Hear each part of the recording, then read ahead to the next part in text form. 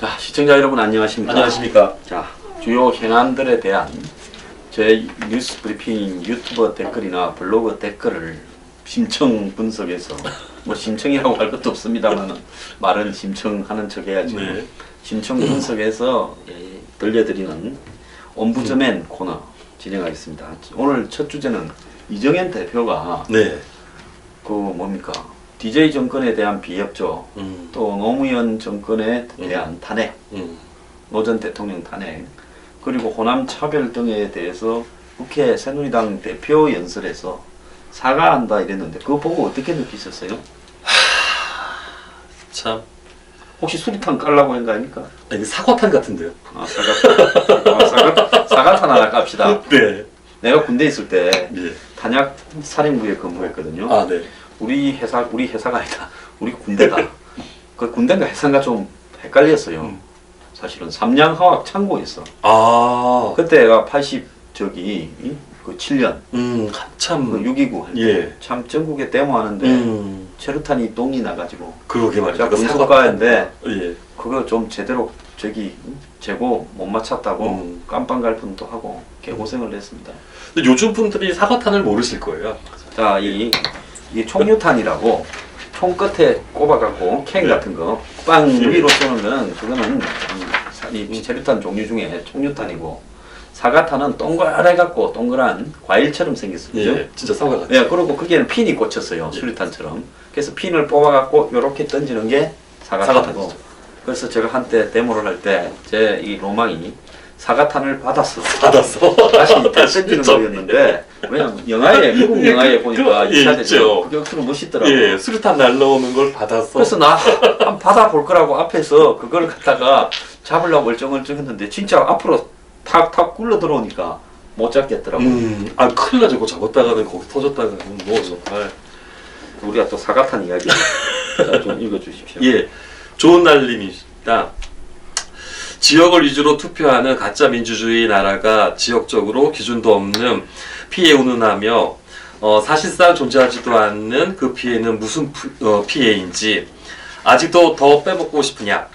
그 짝동네 인간들이 선동을 제대로 당해 대한민국의 중심이 될 우월한 피라고 착각들을 하는데 주위를 둘러봐라. 존경할 만한 인간이 많은지 대한민국 지구는 이들이 다 만들어 가지고 있다. 이분 좀 열받으신 분이죠? 예, 좀 격하게 맞아요. 아, 마야마야님. 참 마음씨 좋은 아저씨 기분 내키는 대로 보태주고 더 물어주고 아가씨 기분 좋으면 사과도 하고 기가 차서 할 말이 없습니다. 그 다음에 유영택님. 이재명 대표가 정신 나간 소리를 하는군요.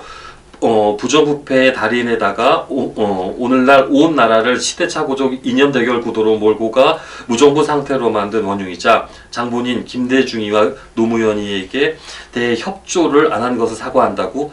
김대중이와 노무현이 이거 뭐 이렇게 불러도 됩니까? 그냥 예, 국정원, 기무사, 검경 등의 대공수사 라인을 모두 해체시키다시피 해서 빨갱이 세상을 만드는데 야당으로서 강력 제동을 걸고 했어야 했는데 이에 대한 보수 야당으로서 견제 역할을 전혀 안 해놓고서는 김대중이와 노무현이가 빨갱이 세상 만드는데 얼마나 더 이상 협조를 했어야 하냐. 자, 제가 하겠습니다. 예. 블로그에 있는 글입니다. 어게인님. 정치인의 사과는 정치적 목적에 따라서 가볍게 해서는 안 됩니다. 정치인은 표를 의식하지 말고 국가 전체를 생각하고 정책을 펴야 하는데 표에만 급급하니 이것을 정치라고 할 수 있겠습니까? 모든 게 만성이 된 만성 정치병입니다. 그 다음에 당님. 전적으로 공감합니다. 새누리당은 이정현의 사당이 아니라 공당입니다. 호남이 햇볕 정책을 고수하는 한 보수 진영과 함께 할 수 없습니다. 거기 그 다음에 제 이름이 나와서 예. 내가 내 예, 이름 L365님. 그렇습니다. 저도 이정현 개인의 한 인간의 승리로 순간 박수를 쳐 주었는데 역시 황 소장의 예견이 옳았습니다. 애초에 그는 다음 선거만 생각하는 정치꾼일지언정 국가와 미래 세대에 대한 걱정하는 진정한 의미 정치인은 될 수 없는 인물이라는 것을 확인하였습니다. 나야님. 네. 저도 이정현 대표의 저런 행동에 대해 갸우뚱해지더군요. 저게 이정현 사견을 밝히는 자리가 아니잖아요. 집권당의 의중과 비전 제시가 나와야지 느닷없이 웬 전라도 사과와 DJ 노무현에 대한 속죄를 운운하는 것인지 회개하기까지 합니다. 무슨 생각을 하고 있는 건지 말이죠. 또다시 엉뚱한 사람을 저 자리에 앉혀놓은 건 아닌지 모르겠네요. 제가 이정현 대표가 된 날 예, 말씀하셨죠. 예. 인간 승리라고는 보겠지만 뭐 그 저게 측면은- 국민의 승리라고 보기는 어렵다. 잘할 리가 있냐 놓으라 그랬습니다. 네. 자, 그때 저를 비판한 그때 많은 사람이 저한테 씹어댔죠. 솔직히 말하면 뭐 친박 빠라고 하시는 분들, 저는 뭐 제가 비박이나 과거의 진위의 행동에 대해서도 비판을 굉장히 많이 한 사람이고, 한때 저도 친박의 입장에 서서 여러 가지 이야기를 했던 사람이지만은 그거에 사람이 잘 안 바뀝니다. 근데 제가 그때 그런 이야기를 했다고 욕을 그렇게 처먹었어야 되겠습니까? 아니, 억울해 죽겠어. 아니 그 법당 차리셨습니까? 예? 집에 이렇게 뭐 신당 이런 법당 같은 거 만들어. 우리가 뉴스 브리핑이요. 네. 이게 방송이 아니라 굿입니다. 굿. 네. 한풀이 굿, 시킨 굿. 그 다음에 예언 굿. 네. 어떻게 이렇게 딱딱딱 찍어서 잘 맞히시는지 참. 이정현 사주를 보니까 이러겠더라고요. 예? 이거 진짜 뭐 그 속된 말로 무당 빤스 입으신 거 아닌지. 제가 저기 정치판에서 가장 네. 초기 발달된 반 본인이 무속인이라고 생각하는 분이 저보고 이 사주가 박스 무당인데 네. 그렇게 안 살아서 인생이 고달프겠다 이렇게 말을 했습니다. 이게 무병을 이렇게 보신 거 지금. 예, 그래서 무병을 뉴스 브리핑으로 소화하는데 그것도 또 법당 옮기라 해서가 요즘 피곤합니다. 법당이 아니고 뭐 무당집 옮기라. 예. 네. 뭐 자, 이제 트럼프 역전에 대해서 예 라인강님이 그 보내주셨습니다. FBI 조사에서 39번이나 기억이 안 난다는 힐러리. 이미 저 친구는 치매가 분명해 보입니다. 아니 얼마 전에 보니까 이렇게 그 파킨슨병처럼 이렇게 손도 손도 떨고 또 네. 고개가 이렇게 바짝 예. 찢겨지고 기침이 한 번 나면 4분간 가고. 예 이게 좀 그 파킨슨병 그 아닙니까 이거는? 저는 정상이 좀 아니라고 보고요. 네. 또 몇 시간씩 토론을 하거나 이러면 그 뒤에 바로 뻗어서 누워 있어야 된다고 해요. 그래서 이 하드 캐리한 미국 대통령 후보를 할 수 있겠느냐? 뭐 너무 많이 돈을 모르겠지만 예. 힐러리의 건강 문제가 많다는 것은 이미 유명한 사실입니다. 특히 뇌 쪽에 문제가 많아서 유세 중에도 2번이나 쓰러져서 겨우겨우 도움을 받아서 퇴장을 했다고 합니다. 이런 건강이 아니 무뎌진 양심이 문제인 여자죠. 무슨 거짓말인데 못하겠습니까? 특히 저 친구는 무려 10대 명의 살인의 의혹을 받고 있는 등 수많은 문제가 쌓여있는 남편의 죄업에서 그래도 결코 자유로울 수 없다는 것입니다.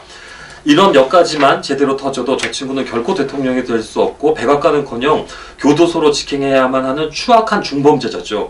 과연 미국의 사법기관이 얼마나 양심적인지 한번 지켜보죠. 한 두어 개 더 읽고 합시다. 네. 자, 박기준님. 세계 전체가 경기 침체로 미래가 불투명하고 관심이 사회적 문제로 돌아가면서 각국의 불만이 정폭됐습니다. 기존 일반적인 정치인으로는 바뀌는 게 없다고 생각하고 과격하거나 급진적으로 심지어는 독재적으로 큰 개혁을 이룰 만한 정치인이 대두되나 봅니다. 문재님. 이거 좀 하시죠. 내가 말하기 좀 그러네. 소장님 논평이 언제나 탁월합니다. 항상 기간이 지나고 보면 예언은 맞았습니다. 트럼프가 대통령 당선으로 우리나라도 영향을 받아서 나라를 바꿀 획기적인 대통령이 현실에 왔으면 좋겠습니다. 미국 서민들의 반란 기대합니다. 자, 그 당님, 저는 유튜브에서 얼터네티브 미디어나 대한 언론이라 뜻이겠죠. 네. 팟캐스트 거기 달린 댓글들을 보는데 미국도 많은 사람들이 기존의 지상파 유선 방송을 더 이상 신뢰하지 않습니다. 인터넷 미심으로 판단하건대 트럼프가 이긴다고 장담합니다. 어제 그 뭐 역전시켰다 보도 나오니까 오늘 아침에 또 주요 언론들이 한국에요. 네. 뭐 일부 여론조사에서 트럼프가 앞설지 몰라도 선거인단으로 보면 뉴욕주나 뭐 저 캘리포니아 같은 선거인단이 많은 주가 힐러리가 장악하고 있어서 그 대의원 숫자에서 보면 힐러리 당선이 아직도 80~90%로 압도적으로 높다. 이런 거 하면서 물을 이렇게 타는데요. 그렇게 아무리 한다 하더라도 결국은 주별로 대의원들을 확보하는 선거에서 이겨야 되는데 한 표라도. 지금 트럼프를 지지하는 사람들이 트럼프를 지지한다고 말을 할 수 있는 분위기가 미국이 안 되고 아니 있는 거죠. 그러게요 말입니다. 뭐 이 사람 뭐 또라이 뭐 거의 정신병자 이런 취급을 하는데 거기다 대놓고 여론조사에다 대놓고 내가 지지한다라고 앞에서 말할 수 있는 사람이 뭐 저 같아도 당장 제 뜻을 갖다가 못 말할 것 같습니다. 예, 그래서 오늘 오신 교수분도 상당히 지식인도 한국인들 중에서도 트럼프를 많이 지지하는데 잘 모르는 사람들은 말을 하기 어렵고 또 흑인들 중에는 상당한 부분이 그 오바마 이런 부분들을 비판하는데 그런 부분들도 내놓고는 말을 하지 좀 못한다. 네. 오늘날 미국 사회가 사람들 입을 막고 있는 그런 현상이다. 이렇게 지금 보여져요. 예. 뭐 심리적으로도 그렇다지 않습니까? 다수가 어떤 잘못된 의견을 갖다가 제시를 하면은 옳은 의견을 갖고 있어도 그걸 갖다가 말을 갖다가 할 수 없는 그 심지어 압박감을 갖는다고 그러는데 그런 걸 갖다가 지금 계속 그 미국이 언론 공작을 갖다가 하고 있는 것 같습니다. 예, 그런 것 같아요. 예. 그래서 사실 제가 처음에 텔레비 나가서 트럼프 된다 하니까 앵커가요. 트럼프 완전 또라이라고 보더라고요. 그래서 당신이 시각이 문제가 있다 했더만 그 뒤에 나오지 마라 그랬대. 그렇고 네. 뭐 11월 달에 제가 트럼프가 안 되면 요 앞에서 사과하기로 했을 거니까 저보고 내기하자 한 분은 네. 제가 반드시 스마트폰으로 트럼프가 안 되면 선거 대제에서 이렇게 보내시기로 했습니다. 아, 뭐 그 회원과의 그 대화 시간에 그거 하면 되겠네요. 네, 그렇게 하겠습니다. 저 우리 김 사장님이 네. 혹시 제가 이렇게 큰절을 할 일이 없도록 기도를 좀 해주십시오. 아, 알겠습니다. 아주 신발 센 데가 갖고 제가 아주 더 좋은 데서 기도하겠습니다. 다음은 모병제. 남경필 경기도지사가 네. 느닷없이 모병제를 하자. 네. 뭐 30만 명인데 200만 원씩 주자. 근데 뭐 장교나 부사관 빼면 사실상 18만 명이다. 이렇게 이야기를 하는데 어떻게 생각하세요? 아니 이게 현실적으로 또 무슨 그 공식에 의거해서 이런 생각을 갖다가 하셨지? 뭐 5, 6점은 해결된다 하고 돈 문제로 접근하는데 저는 이게 돈 문제가 아니라 아니 군대라는 그 조직이 기본적으로 자유를 제한하는 조직 아닙니까? 예. 근데 그게 뭐 돈 200만 원 받겠다고 누가 거기를 갖다가 자발적으로 가서 그걸 갖다가 할 것이며 결국은 뭐 굉장히 어려운 계층이 예. 그 이 교도소 생활을 하듯이 자청해서 가는 부분인데요. 돈을 버는 교도소 생활을. 그렇게 됐을 때 국가를 지킨다라는 애국심은 어디로 갈 것인가. 그러면 있는 사람은 안 가도 되고 없는 사람만 돈 벌러 갑니다. 그렇다고 있는 사람이 돈을 내는 것도 아니에요. 자, 그럼 사실 백령 면제하자 소리하고 똑같은 거 아닙니까? 아 그렇죠. 그리고 누가 요즘에 그 마트 가갖고 그 일을 갖다가 해도 120, 150만 원 다 받는데 가겠습니까? 참 기가 찬데요. 좀 읽어봅시다. 소개 좀 네. 해주십시오. 예, 이동현님. 모병제로 전환하면 군대에서 일어나는 폭력 사건은 지금보다 더욱더 은폐가 증가할 거다. 모병제인 일본의 예가 바로 그것이다. 거기다 모병제로 되면 상류층 및 중산층 제외하고 빈곤층 출신만 총알바지가 된다. 그러면 민주주의의 모병제는 다민주주의의 표본이다. 자, 구리동님, 네. 황 소장님 말씀에 크게 공감합니다. 조선시대 때도 가난한 사람들만 군대 가는 법이 있었지요. 임진왜란 때도 이순신 장군과 나라를 지킨 사람들은 대부분 가난한 백성이었습니다. 황 소장님 말씀대로 징병제를 강화하되 모병제에서 실업자를 구제할 수 있다는 논리는 기득권 자식만 군대에서 빼내는 허튼 수작인 어느 도단이므로 당장 집어치우고 몸이 약해서 못 가게 된 기득권의 자녀와 고위 공무원 자녀들은 부모의 재산 20-30%를 군 면제 세금으로 내는 법을 제정하는 게 바람직합니다. 대한민국 국민이라면 누구나 군 복무를 제외하며 내 나라는 내가 우리가 지킨다라는 강인한 정신을 함양하는 국민 의무법에 부합된다고 봅니다. 자, 이런 말씀을 했고요. 또 이분이 한 말씀 중에 이 가난한 사람만 돈 받고 가는 모병제가 된다면 그것은 엄연히 인권 침해이며 국가의 존립을 위태롭게 하는 어리석은 국렬지책이 될 겁니다. 네. 예, 일반 중류층만 돼도 계약직 인형 공무원 누가 하겠는가? 월 300조도 군대 안 갈 것이고 그 기간에 공무원 공부나 스펙을 쌓을 것임. 지금 상황에서 징병제에다 제대 시 2년 정도 적립급 사회 진출금 2천만 원 정도 주는 게 가장 좋은 것이라고 생각. 저는 그 지금 이 징병제가 예. 사병들의 노동력을 너무 착취하고 있다. 저는 네. 그거는 맞다고. 아, 네, 맞습니다. 왜냐하면 방산 비리가 난무하고 음. 군 예산이라는 것이 그 퍼붓기식으로 네. 뭐 전번에 뭐 내무반 개선, 침대 개선에 아니, 전부 9조 8천인가 뭐 시몬스 그 포켓 스프링 침대로 깔아줘도 그 돈이 들겠습니까? 철갑 방탄복으로 바꿨는데 뭐 뚱뚱 뚫리고 예, 그래.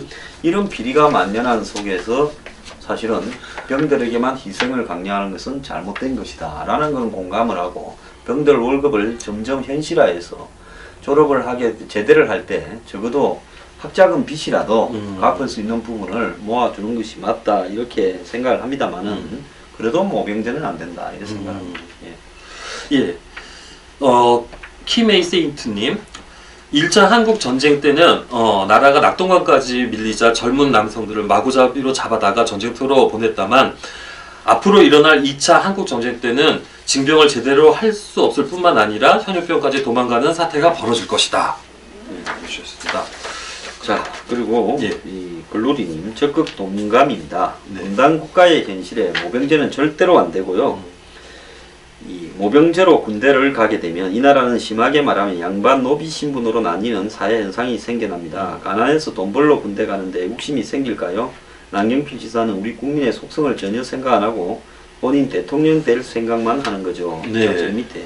예, 이제 애뉴님, 저는 남경필 같은 인물이 국가와 민족을 위해 모병제를 하자 했을 리가 없다고 생각하고 있습니다.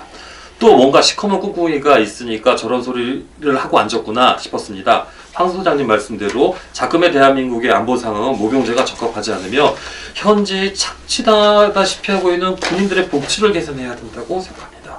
자 이거 굉장히 위험하다고 저는 보는데요. 네. 좌파 진영이나 야권 종북 세력들은 모병제 전부 찬성합니다. 아, 그래야 이 군기가 완전히 무너져가지고 뭐 자기들이 원하는 그 민족 통일의 뭐 그런 세상이 된다고 생각해서 그런 거 예, 아닐까요? 그래서 그걸 갖다가 보수 정당에서 이렇게 몇 선, 다 5선쯤 했죠. 네. 이따가 지금 지사까지 하는 분이 말입니다. 네. 이걸 이야기를 했다라는 부분은 도무지 자기가 이런 이 아젠다를 던져서 여론의 주목을 받고 이분이 이거 말을 뒤에 뭐 TV에 토론 프로나 온갖 군데서 이거에 많이 활성화됐고 또 뭐 야당 의원들이 토론회까지 많이 열고 있어요. 그래서 모병제가 갑자기 사드 국면에서 느닷없이 이렇게 화제가 되는 이런 양상인데 이거 좀 문제 많다고 안 봅니까? 아, 문제가 많은 정도가 아니죠. 이게 뭐 실업자 대책 뭐 방안도 아니고 국가를 갖다가 지키겠다라는 그 헌신이 이러한 체제로 그런 헌신이 나오겠습니까? 가장 그 중요한 거는 그 역차별 받지 않는 그 느낌을 갖다 가져야 되는데 지금 미국에서도 그 이라크 아프간 전쟁 이후로 없는 사람의 자녀들이 보통 네. 병으로 가서 3년에서 한 5년 근무하면서 돈을 모아가지고 학자금 이제 또 학자금 융자도 네. 좀 쉽게 받게 되면서 대학을 가자 고등학교로 끝난 사람이 자기 경력을 세탁하는 그래서 업그레이드 시키는 쪽으로 많이 갔는데 이게 전쟁이 나버리니까 이제 죽느냐 사느냐가 돼버렸죠. 그래서 모병제로 군대에 갔다가 이라크 한번 갔다 온 사람들이 아주 뭐 후유증에 시달리거나 예. 죽는 모습을 보면서 몇 사람들은 군인이 그냥 도망을 가버렸어 캐나다로. 뭐 그런 영화도 많이 나오는데요. 그래서 사실 미국의 사회의 어두운 이면이 오늘날 미국을 지키는 것은 없는 집의 자녀들이 지키고 무기는 이 군산 복합체가 다 팔아먹느냐 이런 어떤 딜레마에 미국이 좀 부딪혀 있어요. 미국도 징병제를 하다가 지금 잠시 모병제를 하고 있는 거죠.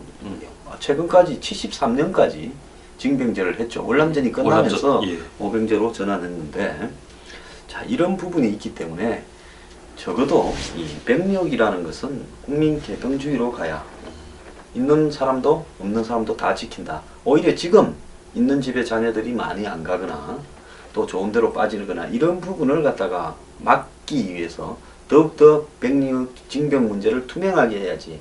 이걸 이런 식으로 모병제로 던지게 되면 사실은 최하층민 교육도 받지 못하고 직장에 취업하기도 곤란하고 뭐 기초생활 수급자 자녀들이라든지 안 그러면 뭐 이 다문화 가정의 자녀들이라든지 이런 사람들이나 군대에 가게 되면서 군이 한마디로 이 과거에 이 백성들 중에 이 하층민들 노비들이 전쟁 나면 강제로 끌려나가는 이런 상황으로 비춰지면 이게 군대가 될 수가 없는 겁니다.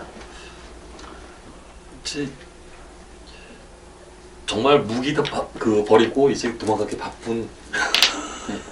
자, 이 월남처럼 안 되려면요 이런 황당한 생각을 버려야 되고 이런 거 주장하는 사람 절대로 대통령 시켜주면 안 된다 이래 생각합니다.